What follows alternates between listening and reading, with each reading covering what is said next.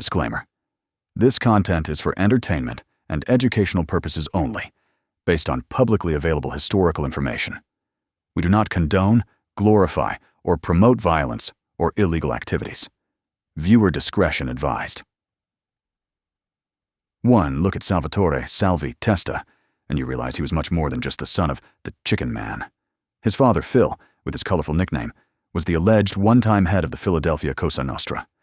Despite his father having his own Bruce Springsteen song Shoutout, Salvie was clearly his own man. He had once co-owned a club in Atlantic City called Le Bistro that was sold to Donald Trump himself for a cool $1.1 million.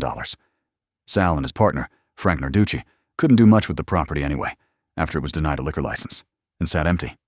The building was later used as the footprint for Trump Taj Mahal.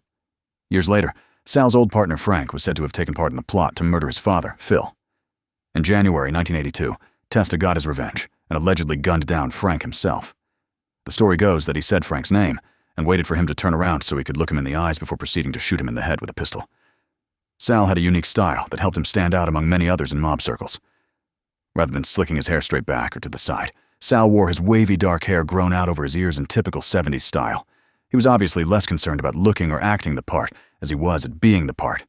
He even played tennis at the exclusive Philadelphia Cricket Club, donning all white short shorts and slim-fit polo shirts, fitting in just fine in the upper-class yuppie sports scene.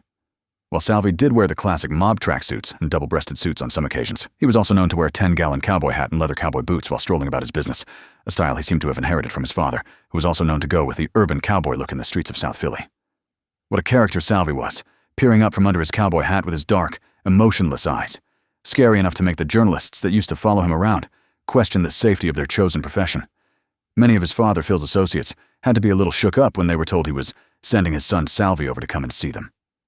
Just ask the Ricobain faction of the 80s, the group the government alleges was at war with Salvie. Take the example of the tragic story of the Ricobain kid, Enrico, 27 at the time of his death, who had the misfortune of being the nephew of the faction leader, and also ran a small jewelry store in South Philadelphia, where he wasn't exactly hard to find. When Salvie was targeted for murder by the Ricobains and survived more than a couple attempts on his life, he started a campaign to torment many weaker members of the faction, including Enrico. Enrico Ricobain began receiving calls at his store, an almost familiar voice yelling into the phone, "Meet with Sal Testa, or do the job yourself."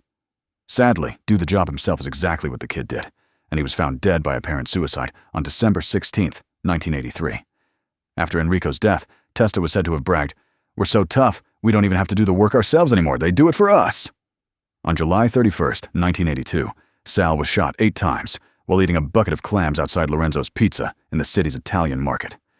While sitting on a milk crate, 2 gunmen approached him and just started blasting, yet somehow Testa survived. After months of attacks and retaliation, the Ricobain family quietly withdrew from the mob war. White flags were said to have been hung from Ricobain hangouts and deals were made. Eventually, Salvie's luck ran out, and he found himself as the target of an allegedly murder plot from his own side of the family. As for the reasons Mr. Testa's friends allegedly turned on him, there remains many theories.